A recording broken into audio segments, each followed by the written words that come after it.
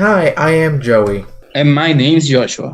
and this is the Musketeers channel where we review animes, movies, among other things. Today, we are reviewing Weathering with You. The movie starts with Hodaka Morishima. He is a teenager on his way to becoming an adult, running away from the personal problems. His life, as he describes, is suffocating. So the solution he finds to solve this crisis is to run away to the city of Tokyo and start fresh. He struggles to find a job and accommodate, being underage, and is eventually winged by a columnist, Keisuke Suga, who he met earlier in the film. Suga gives him a job as a writer for a supernatural newspaper column where he begins to investigate the urban legend of the Sunshine Girl, believed to be a priestess, said to have the power to control the weather. She turns out to be a girl named Hina Amano, who Hodaka meets by chance and to whom he quickly becomes friends with. Both of them trying to survive the city by themselves, although Hina is not doing it by choice. In the search for ways to make money, they decide to exploit Hina's power to control the weather in order to profit from it. And as it seems to be the fashion with Shinkai films, what begins as a harmless idea turns out for the worse when they discover that Hina's powers come at a terrible cost. Now we're going to talk about the characters and their voice actors. Hodaka Morishima, who is voiced by Kotaro Daigo, is a high school student that at first struggles to find a job in the harsh environment of the city of Tokyo after leaving his home.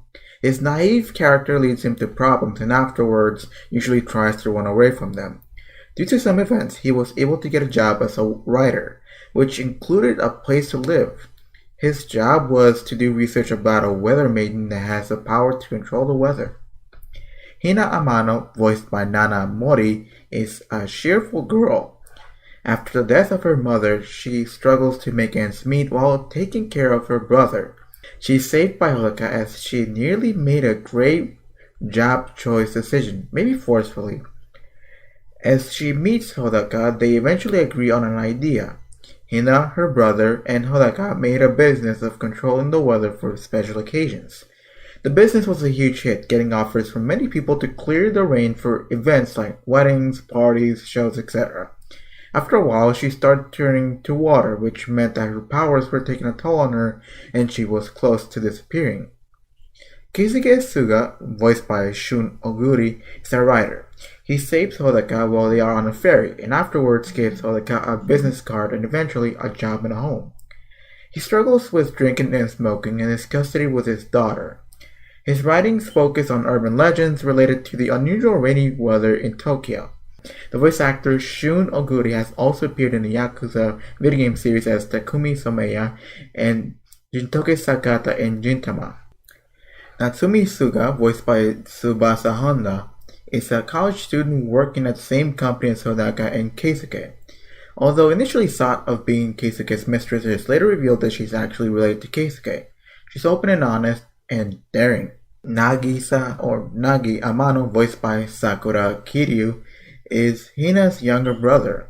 Let's just say that Nagi is a ladies' man, especially for his young age. He helps Hodaka and Hina with their weather controlling business. He seems mature for his age, likely because he himself feels like a burden to his sister, and by acting mature and responsible, he can fight those feelings of helplessness. It is pretty clear he really loves his sister and appreciates what she has done for his sake.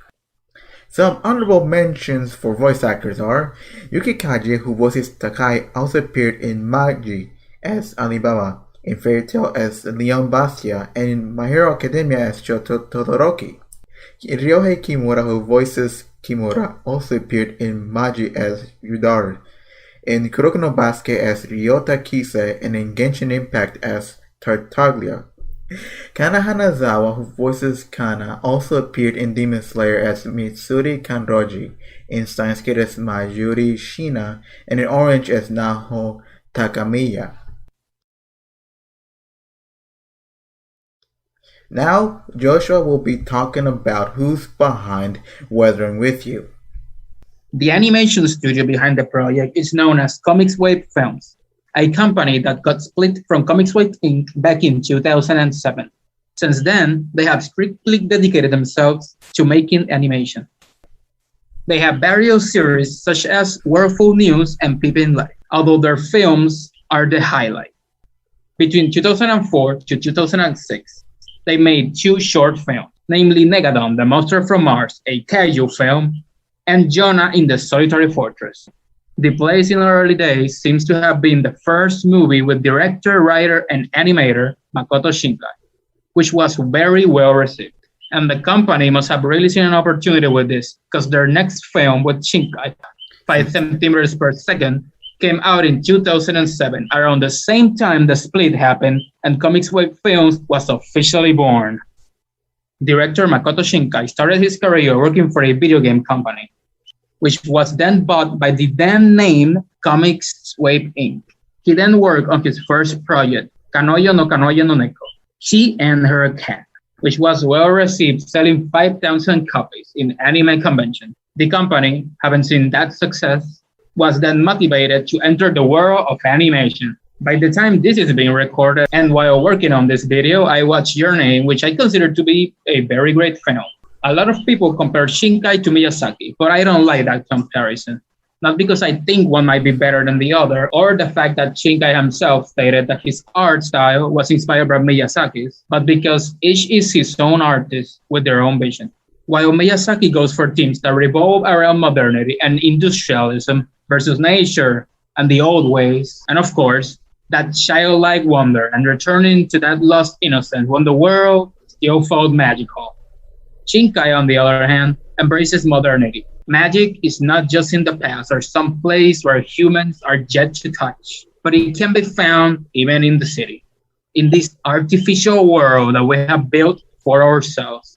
That, in a global way, that the city is not separated from nature, but rather a human intervention that is sitting right in the middle of it.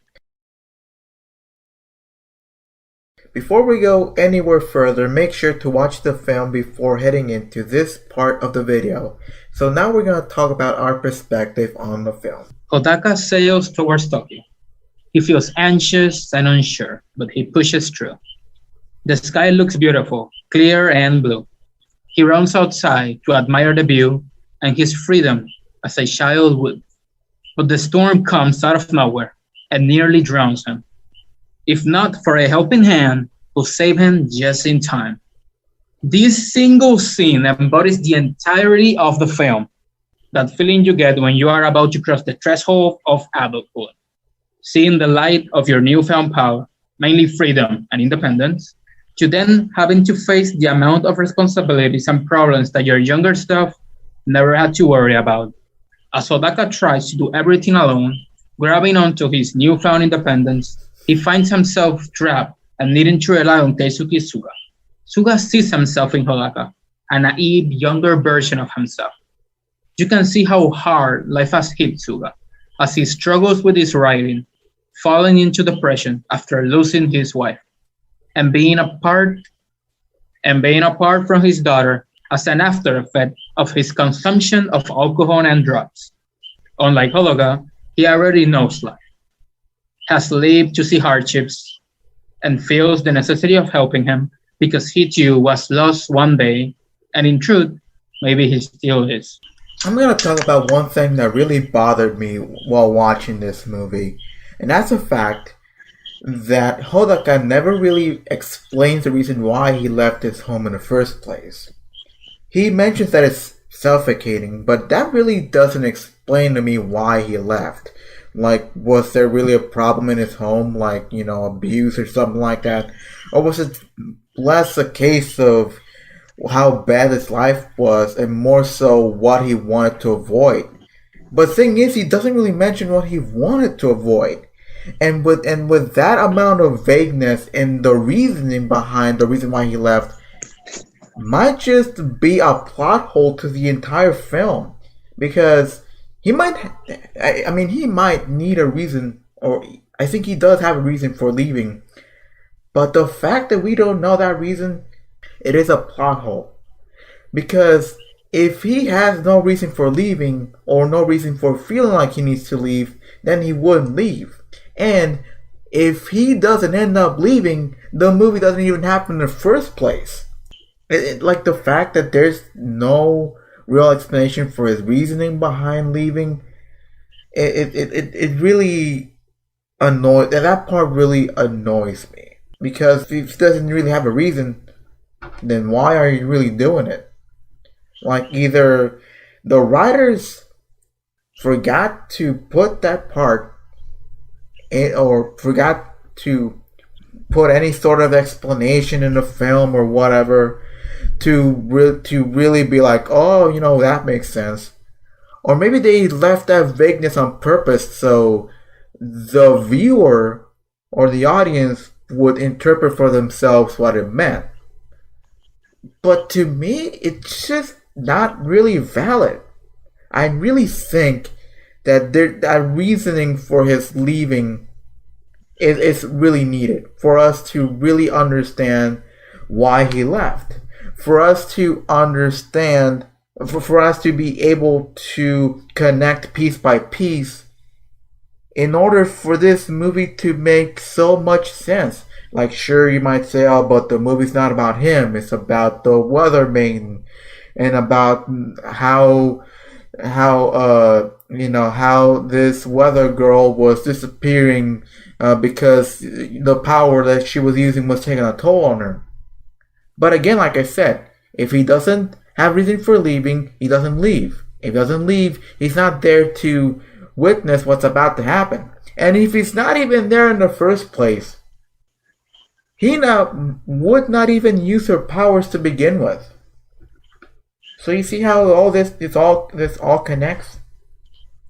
So let's get that out of the way for a second and talk about the consequences of running away from your problems. So we've all had those moments where we've had problems, whether it's a minor problem or a major problem. But in this film, we see a lot of problems emerging. And what is Hodaka's response to those problems? Running away from them. And as we see, as long as he avoids those problems, each problem just keeps on getting worse and worse until he has no other choice but to have to face them. And it's if I may interrupt. Yeah, sure. Go ahead. I think it really goes with the theme of the film because, like, one of the main differences between being a child and then growing up and being mature in general, it's accepting the consequences of your actions. Your actions have consequences and you have to face them. A child doesn't really either see the consequences or he prefers to lie about them. He doesn't. No me gusta cómo suena esto. Should I say that like that? No, you're right on point. You're right on point with that. Or not even think about it at the end of the day. A child wouldn't really even see or think about the consequences of his actions. And Hodoka right now is in that turning point, in that threshold of moving into adulthood. And he's at that point where he's starting to see the consequences of his actions. And he doesn't really clicks with it. He sees the consequences, the problem itself, and because he's still immature, he decides to run away from them. He doesn't face them until the very end. Yeah. And I think that's like the whole lesson. You really can't run away from your problems because no matter where you go, they will follow you. Mm-hmm. Yeah, you're absolutely right. I mean, and like I said, him leaving, like there must have been a problem for him to leave in the first place, and it came to a point where he had to come back because he had no choice but to. And again, running away from your problems equals having to face your problems at its worst, and in the end. The lesson is, the sooner you face your problems, the less it will affect you in the long run. I don't know if you would think that also be the case, but that's the way I see it. All right, so we gave our perspectives on the film. Would you say you liked the film as a whole? I would say I like that. Yeah, I like the world. I especially like the art. I'm an artist. I love the way the sky and the city and how it looked when it was flooded, and the contrast between the city looking beautiful and then looking just straight up horrifying at the same time. That illustration of Tokyo, like the good side of the city and the bad side of the city, very good. I like the story. Most of the characters, I think I didn't like Hodoka as much as I would. I don't know if the reason why I didn't like it was because of what you said earlier. He wasn't as developed as I would have hoped. I didn't really click with me. I think maybe the reason why he was made the way he was because the there was because the director wanted us to like get into the head of the character and like become the character. So his past was left a little vague in order for us to self-insert ourselves in the story. But to me, that affected the story in a negative way. Didn't let me really click with him. Where like Hina was a little bit more fleshed out. She had her own lore behind her powers. She had the death of her mother, which was vague, but it was something that happened very early. We understand the reason why she was left alone. We have her brother who acts like an adult because he feels like he needs to grow up, because he feels like a burden to his sister. We have Suga, who has that connection to the protagonist in the sense that he lost his wife. He understands that feeling of not wanting to let go of something and being hit hard by life, as he knows that Hodaka will as he knows that Hodaka will essentially go through the same steps he went through, and he understands because he has seen where that takes you. And I really like that. All the characters were mostly interesting, but then the protagonist was ironically the one that I felt was the most flat of them all. Again, maybe it was on purpose, but in my opinion, it didn't. Lackluster, underdeveloped character in the entire film. Again, maybe it was on purpose for the sake of self-insertion in the story, but I personally didn't like it. I am not a fan of this whole self-insert thing. It's like Harry Potter. Can you tell me what's his favorite song?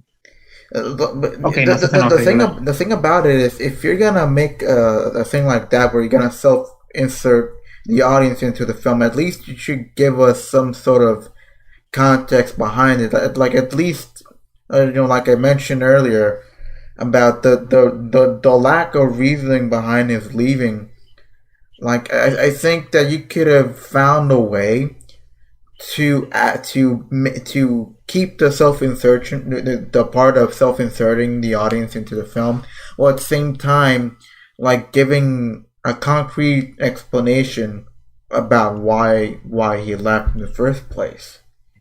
Like there should have been some sort of balance there. So I liked the movie overall. The only thing that really pissed me off was what I mentioned earlier, which was the lack of reasoning behind Hodaka leaving his home. But overall, I would say it's a movie that's really worth it to watch if you're not into being all critical about about stuff like we are right now. Like if you're more so into looking at the beauty of the film and how it was made and stuff, then this movie really is for you. Thank you so much for watching. Make sure to leave a like on this video, and also for the question of the video, what did you like the most about the film and what did you dislike the most about the film? Leave your answer in the comment section down below. And if you have any suggestion on what we can review, like an anime or a movie or a series, Or if you're a man of culture like me, books, comics, and manga, also leave it in the comment section down below. With that being said, thank you so much for watching, and I'll see you guys next time in another video. Peace.